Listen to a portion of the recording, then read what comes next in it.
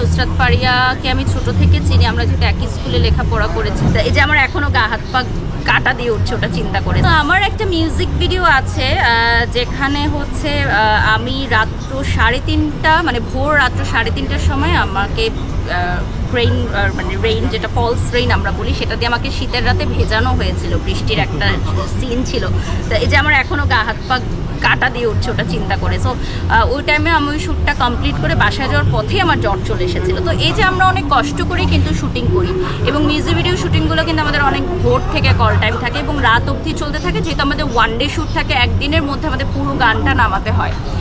আর তখন ছোট ছিলাম, এক্সপিরিয়েন্স কম ছিল, বারবার টেক দিতে হতো। এই তো অভিজ্ঞতা তো অনেক আছে।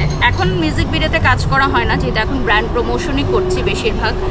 আর ভালো লাগে এখন অনেক মিউজিক ভিডিও, এখন তো আরো বেশি দেখে মানুষ আমাদের। Walton Washing Machine. Simplifying life with hassle-free washing.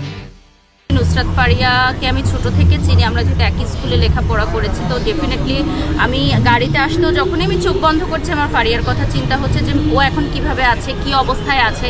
In fact আমরা যারা শোবিজ অঙ্গনের কাছের মানুষরা আছি ওরা কিন্তু বারবার ফোনে কথা বলছি যে কি করা যায়, কিভাবে কি করা যায়, ওর সাথে দেখা করা যায় কিনা, বা ওকে কিভাবে সাপোর্ট, মানে ও তো এখন একা।